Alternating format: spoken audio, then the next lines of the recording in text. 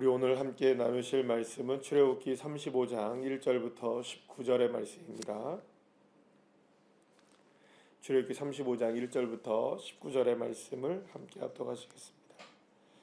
모세가 이스라엘 자손의 온 회중을 모으고 그들에게 이르되 여호와께서 너희에게 명령하사 행하게 하신 말씀이 이러하니라. 여세 동안은 일하고 일곱째 날은 너희를 위한 거룩한 날이니 여호와께 엄숙한 안식일이라. 누구든지 이날에 일하는 자는 죽일지니 안식일에는 너희의 모든 처소에서 불도 피우지 말지니라. 모세가 이스라엘 자손의 온 회중에게 말하여 이르되 여호와께서 명령하신 일이 이러하니라. 이르시기를 너희의 소유 중에서 너희는 여호와께 드릴 것을 택하되 마음에 원하는 자는 누구든지 그것을 가져다가 여호와께 드릴지니 곧 금과 은과 놋과 청색, 자색, 홍색 실과 가는 배실과 염소털과 붉은 물들인 수량의 가죽과 해달의 가죽과 조각목과 등유와 및 관유에 드는 향품과 분향할 향을 만드는 향품과 호마노며 에봇과 흉패에 물릴 보석이니라. 물은 너희 중 마음이 지혜로운 자는 와서 여호와께서 명령하신 것을 다 만들지니 그 성막과 천막과 그 덮개와 그 갈고리와 그 널판과 그 띠와 그 기둥과 그 받침과 증거계와 그 채와 속죄소와 그 가리는 휘장과 상과 그 채와 그 모든 기구와 진설병과 불켜는 등잔대와 그 기구와 그 등잔과 등유와 분향과 그 채와 관유와 분향할 향품과 성막문의 휘장과 번제단과 그 놋 그물과 그 채와 그 모든 기구와 물두멍과 그 받침과 뜰의 포장과 그 기둥과 그 받침과 뜰문의 휘장과 장막 말뚝과 뜰의 말뚝과 그 줄과 성소와에서 섬기기 위하여 정교하게 만든 옷 곧 제사 직분을 행할 때에 입는 제사장 아론의 거룩한 옷과 그의 아들들의 옷이니라. 아멘. 할렐루야. 모세는 하나님께서 이스라엘 백성들에게 언약하신 바를 다시금 알려주십니다. 그런데 오늘 이 본문에서 보게 되면 그 첫째가 반드시 지켜야 할 것에 관한 이야기를 먼저 합니다. 그러니까 사실은 오늘의 본문의 내용을 전체적으로 보게 되면 무엇에 관한 얘기냐 하면 그 하나님 앞에 하나님께서 성막을 만들라고 하셨죠. 성막을 만드는데 드는 많은 재료들이 필요합니다. 그거를 이제 그 이스라엘 백성들이 가져오게 되게 하고 그다음에 가져오라고 하고 또 그 가져온 것을 이스라엘 백성들이 함께 그 성막을 만들어 가자라는 이야기를 하고 있는 것입니다. 그래서 오늘 5절과 10절 말씀을 보시게 되면 너희의 소유 중에서 너희는 여호와께 드릴 것을 택하되 마음에 원하는 자는 누구든지 그것을 가져다가 이렇게 얘기합니다. 그러니까 누구든지입니다. 그러니까 누구든지 이스라엘 백성들이 하나님께서 만들라고 하신 성막의 재료들을 가져올 수 있었던 겁니다. 뭐 돈이 많은 사람, 적은 사람, 어른이나 아이나 할 것 없이 또 남자나 여자나 할 것 없이 유력한 자나 그렇지 않은 자나 상관없이 모든 사람들이 다 성막을 만드는 데 쓰일 재료들을 하나님 앞에 드릴 수 있었다는 겁니다. 그러니까 없는 사람은 없는 대로 하면 되는 것이고요. 그죠? 있는 사람들은 있는 대로 하면 되는 것입니다. 그러니까 근데 지난번에도 좀 말씀을 드렸던 것처럼 있는 사람이 인데도 불구하고 없는 사람과 같이 하면은 그건 문제가 되는 거죠. 또한 반대로 얘기하면 없는 사람인데도 불구하고 있는 사람처럼 해서도 될까요, 안 될까요? 그것도 안 되는 거예요. 사실 여러분 이런 부분이 우리에게 하나님 앞에 어떤 마음으로 드려야 되는지에 대한 부분들을 알 수 있게 되죠. 가장 중요한 건 뭐냐? 마음이 원하는 자는 누구나 하는 것이죠. 그리고 또 한 가지는 10절 말씀에 보시게 되면 물은 너희 중에 마음이 지혜로운 자는 와서라고 얘기합니다. 여호와께서 명령하신 것을 만들어라 이렇게. 그러니까 사실은 이 그 성막을 만드는데 하나님이 지명하신 사람들이 두 명 있죠. 부살렐과 오홀리압이라는 두 사람을 하나님이 지명했지만 그 사람 두 사람이서 만드는 것이 아니라 그 사람들을 기준으로 해서 또 많은 원하는 사람들이 와서 하나라도 만들 수 있는 겁니다. 그러니까 뭐 조각목 하나 냈으면 그걸 가지고 여기 오늘 보시면 여러분들 참 놀라운 말씀이 기록되어 있어요. 여러분들 성소나 지성소나 이런 증거에 아무나 들어가거나 만질 수 있어요 없어요? 절대 없죠. 예. 여러분 이건 누구든지 만질 수 있는 게 아닙니다. 제사장들도 만졌다가는 자칫 잘못하면 죽고 또 거기에 들어가서도 안 되는 일이에요. 근데 놀랍게도 만드는 일은 누구의 손길을 통해서도 만들 수 있었던 거예요. 여러분 이게 놀랍지 않습니까? 그러니까 들어가거나 만들어진 이후에 들어가거나 만지면 안 되고 아무나 함부로 대할 수는 없지만 그렇다고 뭐 만드는 과정에서 함부로 대할 수도 대하라는 말은 아니지만 만드는 과정에서는 누구든지 만들 수 있었던 거예요. 그러니까 뭐 예를 들어서 성소에 필요한 기구들을 만든다거나 뭐 지성소에 들어갈 무엇인가를 만든다거나 했을 때에 그때에 만드는 모든 물건들을 제사장만 만들어라 이렇게 얘기하지 않았던 거예요. 누구든지 만들 수 있는 거예요. 그러니까 사실은 하나님이 철저하게 구분하게 하셨지만 이 만드는 과정 안에서는 이스라엘 백성들 모두가 다 동참하게 했다는 거죠. 재료를 갖고 오는 것도 하나님께서는 이스라엘 백성들 모두에게 동참을 원하셨고 또한 만드는 과정에서도 이스라엘 백성들 모두의 동참을 원하셨어요. 그런데 단 여기에 중요한 전제가 있는 거죠. 어떤 전제가 있느냐? 마음에 원하는 자, 지혜로운 자. 그러니까 마음에 원한다는 건 뭘까요, 여러분들? 자원하는 자가 해야 한다는 겁니다. 자원하는 자. 그래서 사실은 가장 중요한 하나님 앞에 헌신과 헌신은 다른 그 무엇보다 자원하는 자인 겁니다. 자원하는 자. 그래서 뭐 우리 교회 안에서도 마찬가지죠. 여러분들의 삶도 마찬가지죠. 자원하는 자. 그래서 뭐 그 제가 뭐 여러 그 뭐죠 우리 교회 안에서도 맡겨진 사명들을 여러 사명들이 있지 않습니까? 뭐 그 사명들도 사실은 다 자원하시는 게 중요하지만 그 중에서 제가 유독 자원을 바라고 있는 한 가지가 있어요. 네. 순장님입니다. 순장님. 그거는 제가 꼭 자원을 원해요. 왜 그러냐면 이게 자원하는 마음과 이렇게 임명되는 마음은 달라요. 왜 그러냐면 이 자원하는 마음이라는 것은 이 뭘 아는 거죠. 어떤 마음을 아는 걸까요? 이 목자의 마음을 아는 거죠. 그 마음을 알기에 자원하는 겁니다. 그래서 사실은 어떻게 보면 가장 중요하게 하나님이 바라보시는 건 뭐냐면 이 자원하는 마음이라는 거죠. 그런데 그뿐만이 아닌 거예요. 지혜로운 자가 필요한 거예요. 그럼 이 지혜로운 자는 어떤 지혜일까요? 그냥 내가 단순하게 지식이 많거나 어떤 뭐 능력이 많거나 이런 거를 지혜라고 성경은 이야기하지 않아요. 지혜는 뭘까요, 여러분들? 하나님을 경외하는 마음인 거예요. 하나님을 경외하는 마음. 여러분 생각해 보세요. 하나님을 경외하는 마음이 없이 성소나 지성소에 들어갈 물건들을 함부로 만들었다고 생각해 보세요. 이건 끔찍한 일이 되는 거죠. 그건 얼마나 비극적인 일입니까, 여러분들? 하나님을 경외하는 마음 없이 그냥 실력 좋다 만들어지면 그게 안 되는 거예요. 그러니까 이 두 가지 전제를 우리가 잘 생각하셔야 됩니다. 자원하는 마음이 있어야 되나? 그 자원하는 마음도 무엇이 있어야 됩니까? 하나님을 경외하는 마음이 필요한 거예요. 이 두 가지 마음이 무엇으로 드러나게 되느냐? 성막을 만드는 손길이 되어지는 거죠. 그러니까 뭐 내가 있다고 해서 할 수 있는 것도 아니고요. 내가 뭐 능력이 있어서 할 수 있는 것도 아니고요. 내가 똑똑해서 할 수 있는 것도 아니에요. 그러니까 하나님을 향한 주님을 경외하는 마음과 주님을 자원하는 그 심령이 하나님께서 성막을 만들어 가는데 쓰이는 재료가 되는 겁니다. 실제로 이런 많은 재료들이 필요하고 손길들이 필요하지만 더 중요한 것은 바로 이건 거죠. 마음을 원하는 자, 마음에 원하는 자, 자원하는 자, 그리고 지혜로운 자. 자, 그런데 이 이야기를 이런 이야기가 오늘 이제 말씀의 이제 주된 내용입니다.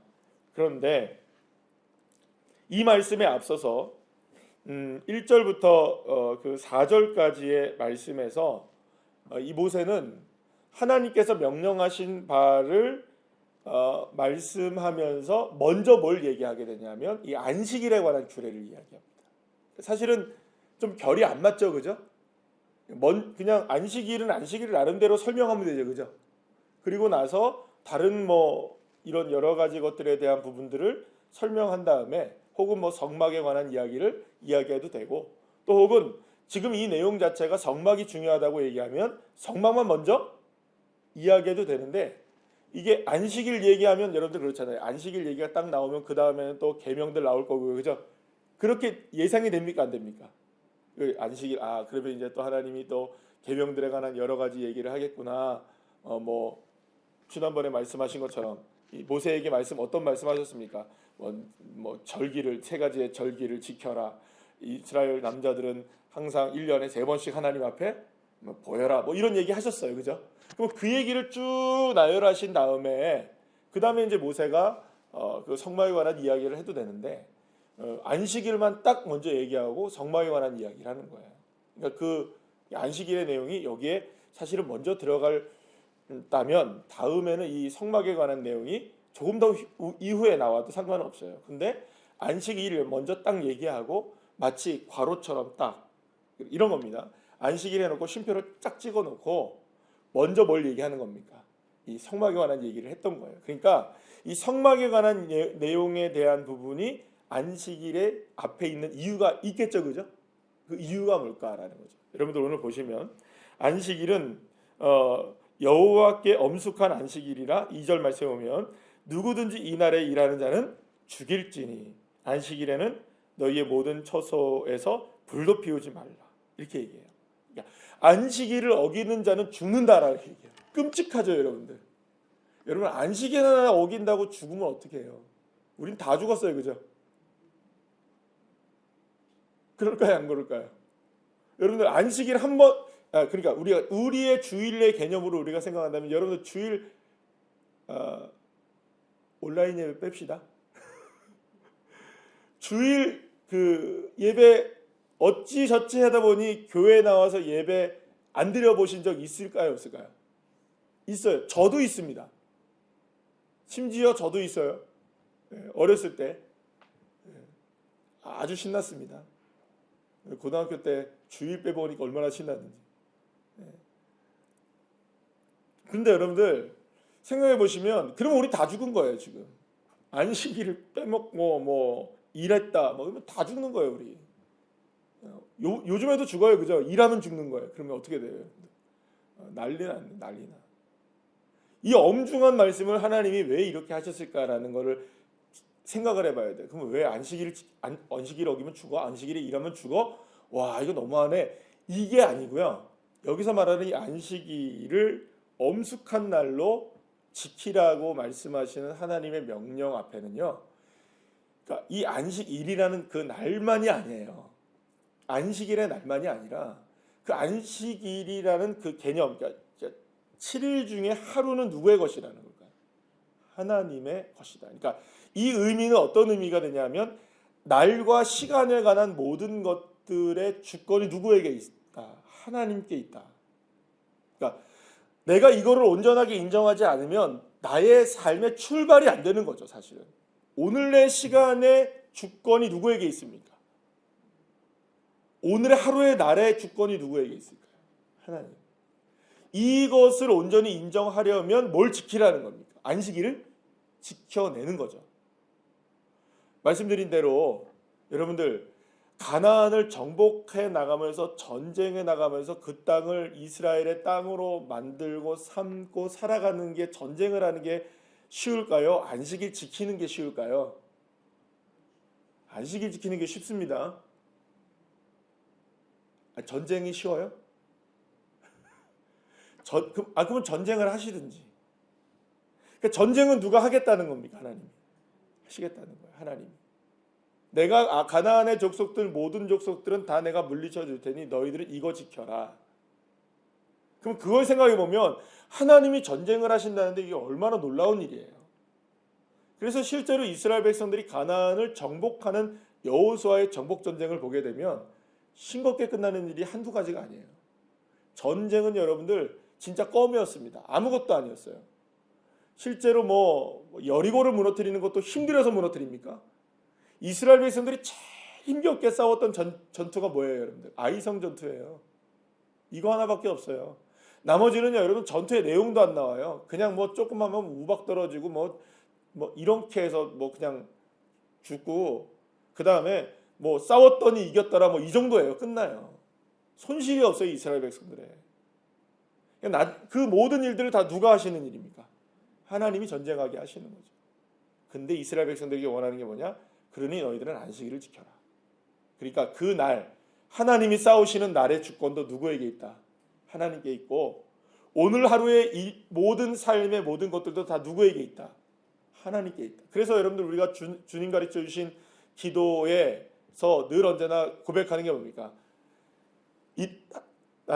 나라가 임하시오며 뜻이 하늘에서 이룬 것 같이 땅에서도 이루어지이다. 하나님의 뜻이 오늘 이 땅 가운데 이루어지길 원하면서 그 다음 이게 너무 중요하죠. 오늘 우리에게 일용할 양식을 주십니다. 하나님이. 이게 뭡니까, 여러분? 단순하게 먹는 것이 아니라 이 먹는 이 모든 시간과 모든 것들의 주권이 다 누구에게 있다?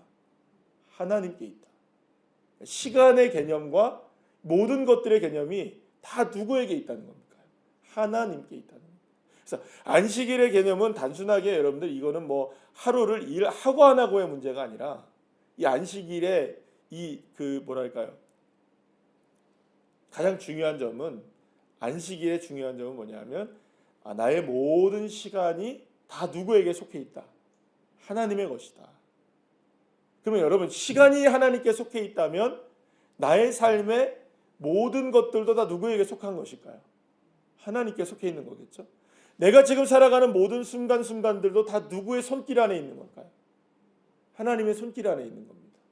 그러니까 만약에 저와 여러분의 삶의 모든 순간들이 하나님의 손길에 있다면 나의 삶을 무엇으로 해석해내는 게 믿음일까요? 그냥 하나님의 시간 속에서 해석해내고 하나님의 말씀 속에서 내 삶을 적용해내는 게 믿음인 거예요. 그러니까 내게 펼쳐진 어떤 상황이 있다 한다면 오늘의 어떤 일도 누구의 날입니까? 주님의 날이죠.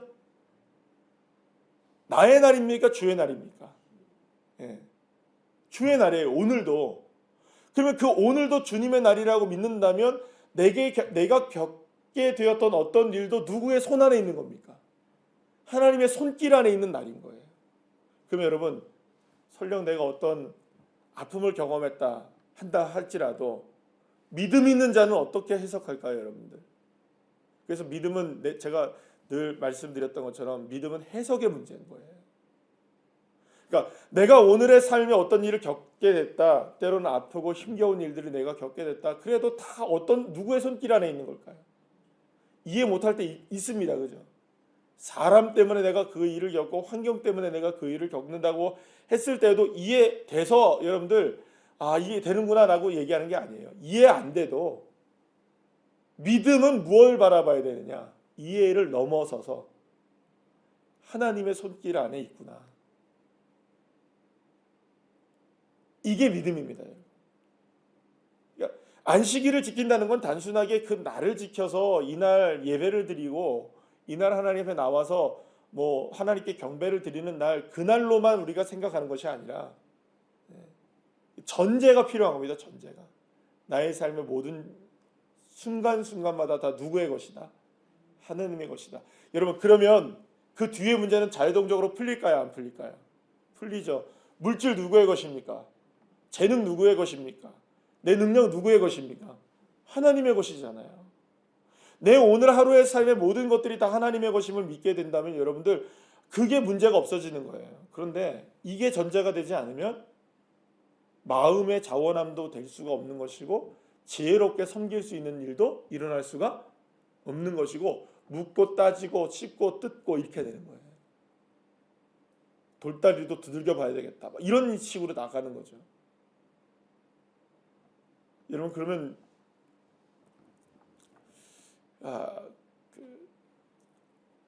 하나님도 골치 아파지십니다. 하나님인 골치 아프실 일이 없으신 분이시지만 우리의 차원에서 생각해 봅시다. 우리의 인간적 차원에서 생각할 수가 없겠지만 어쨌든 하나님도 그러면 골치 아프신 거예요. 왜 골치 아프시냐? 자꾸 우리가 하나님께 묻고 따지거든요. 그러면 주님도 묻고 따지신다고 생각해 보세요. 골치 아파집니다. 그걸 경험했던 사람이 누굴까요? 욥이었어요. 욥은 고난 중에 여러분들 믿음을 저버렸습니까? 안 저버렸습니까? 절대 안 저버렸어요. 그런데 여러분들 그의 마음속에 풀리지 않는 숙제가 있었던 거예요. 왜 하나님? 그래도 왜 납니까? 내가 왜 이런 고난을 당해야 합니까? 그 마음속에 그게 풀리지 않는 거예요. 왜요 하나님 도대체? 왜? 여러분 이 왜라는 질문을 우리가 왜 다 하죠, 그죠? 왜? 그런데 마지막에 욥기에 보게 되면 너 왜라고 자꾸 질문하는데 그러면 내가 왜라는 질문을 해볼 테니까 한번 들어볼래? 그래갖고 이 욥기 후반부에 보면 너 대장부처럼 내 앞에 나와가지고 딱 내 말을 들어봐라 하고 나서 하나님이 쏟아내는 이 왜라는 질문을 쏟아내실 때 욥이라는 사람이 한마디라도 대답할 수 있습니까? 없습니까? 한마디도 대답 못해요. 그리고 딱 한마디 합니다. 하나님 용서해 주세요. 내가 주님 몰랐습니다. 이제는 귀로만 못 듣다가 이제 눈으로 하나님 뵙니다. 티끌 같은 내 모습을 보며 주님 회개합니다. 그냥 주님의 존재를 인정할 수밖에 없는. 주님이 우리에게 원하시는 게 뭘까요, 여러분들? 주님이 원하시는 거, 하나님이 원하시는 거.